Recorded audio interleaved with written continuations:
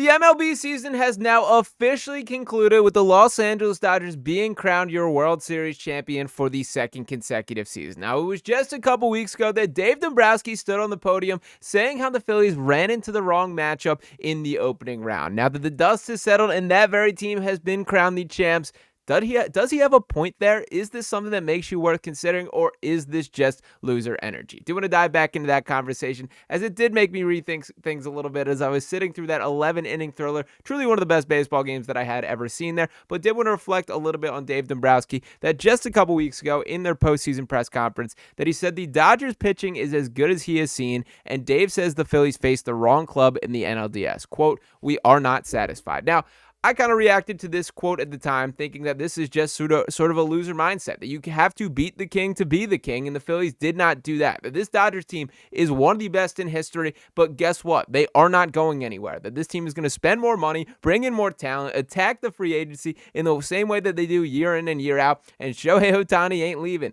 Yoshida Yamamoto ain't going nowhere. Freddie Freeman still going to be around. Mookie Betts still going to be there. This team is not leaving. So the Phillies have to find a way to overcome that. But when thinking that in its entirety, I do remember sitting on this very channel leading into that series saying the team that wins this opening series between the Dodgers and the Phillies is going to be the team that wins the World Series. Well, unfortunately, that did prove true and not in the direction that any of us were hoping there. But did want to reflect a little bit on how close is this Phillies team really, because I think it is closer than it feels at this current moment. Now, to rub some salt in the wounds a little bit here, we all know how things went down, with Orion Kirkring failing to make the proper play to first base.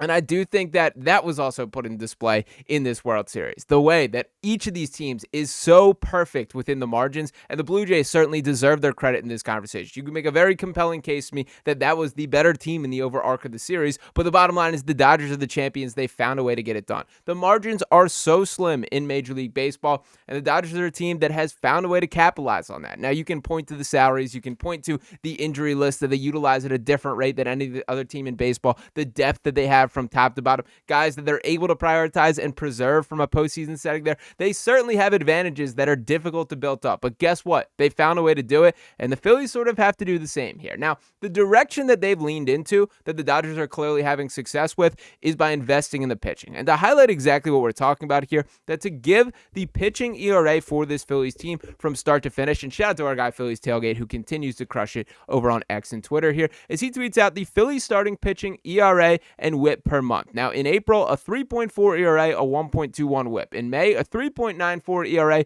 a 1.29 WHIP. In June, 2.4 ERA, 1.06 WHIP. July, 4.04 and 1.22. August, 3.77 and 1.19. And then when we get to the September and October, that is where you saw this pitching staff sort of hit their peak there. That in September, a 3.7 ERA, a 1.21 WHIP. And in October, when the moment mattered most, a 2.25 ERA and a 0.85 WHIP there.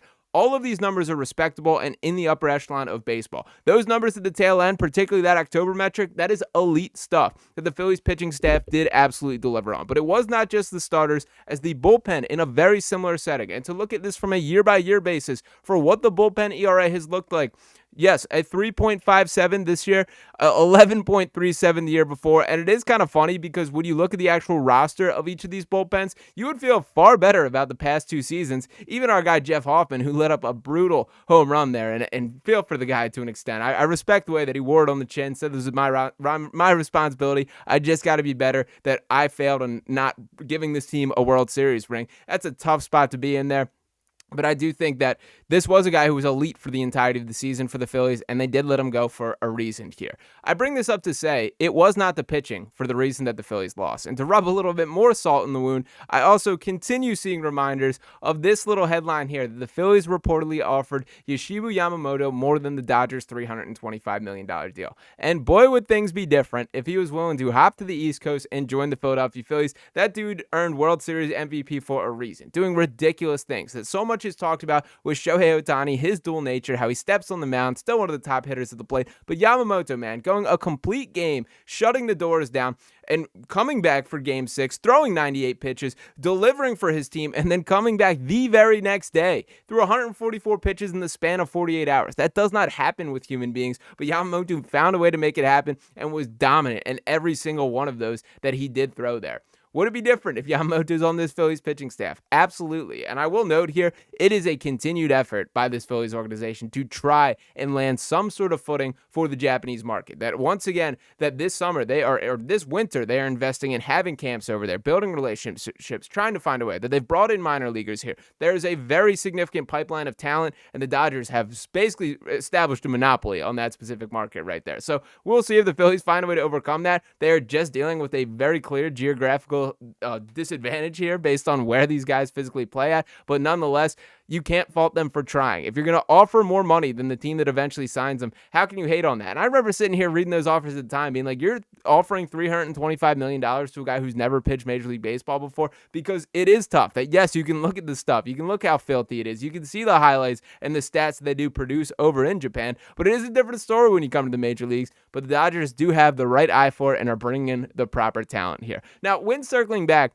to where things did go wrong, it also has to point right back at the main guys of this Phillies team. And the reason that I say that in its entirety is when looking at these stats for the games that the Phillies struggled, that in Game 1, Kyle Schwarber, Trey Turner, and Bryce Harper collectively went 1 for 11 at the plate. Game 2, 1 for 10 at the plate. Then in Game 3, where the bats woke up going 7 for 13 and delivering offensively, no coincidence, it results in a Phillies victory. Then in Game 4, they go silent again, 1 for 14, and the Dodgers win. And it just has to be better than that. Baseball's such a bizarre sport that if you play those games over and over again, I do believe you get a different result, that you're going to get better opportunities for Bryce. Maybe one sneaks in, or, a hard hit ball falls in the right direction there. And that's what makes it so difficult to really plan this out. The Phillies mostly check their boxes. And I did want to read this scouting report or analysis coming from the Dodgers president of baseball operations here, that this was about Shohei Ohtani. And I apologize for not having the graphic here, as this sort of popped in my mind last minute as I was getting ready to record, but he was asked about the Phillies' execution on their game plan of Ohtani, and he said, quote, "I think it was the most impressive execution against a hitter I've ever seen." And to elaborate, the full quote that he does say is, I think the biggest thing is the stuff that the Phillies threw at us. Nobody obviously was really good, but even beyond that, I thought the execution was as good as it possibly can be. So I think a combination of those things lining up. Look, if a pitcher who has really good stuff executes at A+ level, hitters aren't going to hit. Hitting is way too difficult. It's about hitting mistakes more than not, and they executed on him at an elite rate. So could some swing decisions help and potentially get a mistake? For sure. But I think that was the most impressive execution against a hitter that I've ever seen. That's what the Phillies did to Shohei Ohtani. That's what the Dodgers president of baseball operations is acknowledging there. But it is now on this team to look themselves in the mirror and find a way to dig out. This Phillies team is not as far off as it seems. That I do think that there's another pathway. We're talking about them and the Dodgers being in the Final Four. They are one of the best teams in baseball and look the part all year. But you got to pick the pieces up and collect. This shouldn't be a blow-it-up situation in the way that it feels like it should be here. There's a lot of decisions still to be made, from Kyle Schwarber to JT Realmuto, what's going to go on in the outfield. The Phillies have a lot to sort through here, but there are 25 teams that would prefer to be in their spot than theirs right now. The Phillies are right there. They're knocking on the doorstep. They have talent level. They're willing to spend, but they got to find a way to get over that mountaintop here. So congratulations to the Los Angeles Dodgers. This is a team that is just that good, that they won the World Series last year, came back, were on a mission once again, and the Phillies were unfortunately a team that it is in their way. It's going to be difficult to game plan how exactly can you beat this team, because I do think the Blue Jays did execute as well as they possibly could. They work count. They got the starters out of games. Blake Snell was not nearly as effective as he was in the series with the Phillies, but nonetheless, once again, the Phillies have to find a way to slay the dragon here and beat this team, because the Dodgers aren't going anywhere, certainly not next year, and probably not in the next decade. So back to the drawing board for the Phillies overall, but I do feel a little bit better about the postseason exit now that a couple weeks have worn off and then we did see that team ultimately hoist the trophy. Is that just loser energy on my end? Is that just the wrong mentality to have? You can throw that right back me in the comments, but that was sort of my takeaways from watching the Dodgers hoist the trophy for the second straight season. So congrats to the Dodgers once again. Appreciate you guys for continuing to rock with us right here on Phillies Digest. We're going to have a ton of offseason content churning out as these decisions begin to be made by the Phillies here. Kyle Schwarber right at the top of the list of the priorities there. That decision will surely be made in the short term here. JT Realmuto in that mix as well. A lot more still incoming, and I'm sure Dave Dombrowski has something up his sleeve. So the best way to be tapped in is by hitting that subscribe button on the channel right now, dropping some likes on this video below. Appreciate you guys for continuing to rock with us in the offseason here. I'll be back talking with you next time right here on Phillies Digest. Peace.